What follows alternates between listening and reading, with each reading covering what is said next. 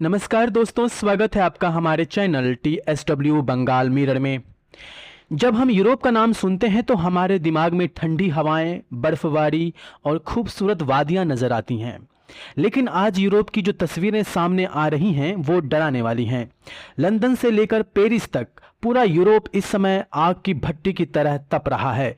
जून के महीने में ही यहाँ का तापमान 41 डिग्री सेल्सियस को पार कर गया है। जो यूरोपीय देश कभी कभी एयर कंडीशनर के बिना रहते थे, आज वहाँ गर्मी से हाहाकार मचा हुआ है।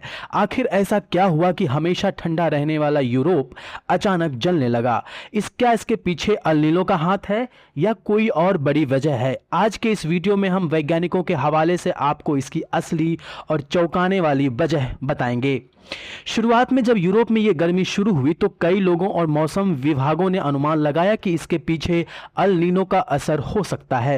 अल नीनो प्रशांत महासागर से आने वाली एक ऐसी मौसमी चक्र है जो पूरी दुनिया में गर्मी और सूखा बढ़ाता है। लेकिन दुनिया भर के दिग्गज वैज्ञानिकों के संगठन वर्ल्ड वेदर एट्रीब्यूशन ने अपनी ताजा स्टडी में एक चौंकाने वाला खुलासा किया है। वैज्ञानिकों का कहना है कि इस बार यूरोप को भट्टी बनाने में अल नीनो का हाथ नहीं है।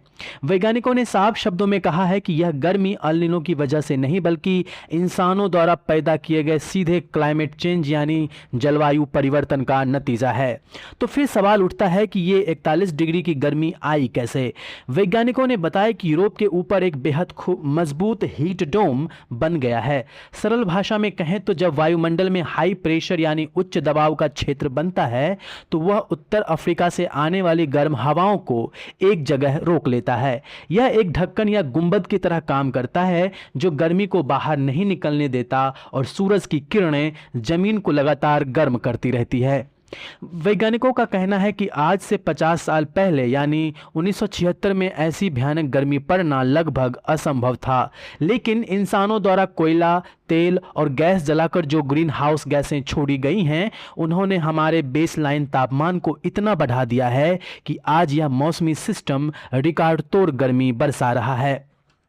इस गर्मी की सबसे खतरनाक बात सिर्फ दिन का तापमान नहीं बल्कि रात का मिजाज भी है।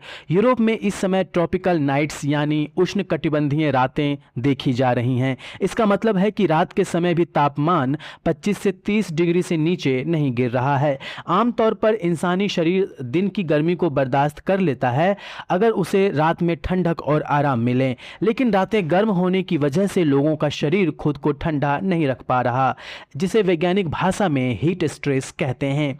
इसके साथ ही हवा में बढ़ी हुई नमी ने हालत और बदतर कर दी है।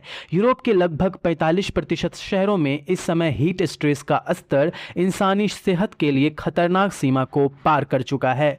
अब आपके मन में एक और सवाल आ रहा होगा कि पूरी दुनिया में सबसे ज्यादा मार यूरोप पर ही क्यों पड़ रही है?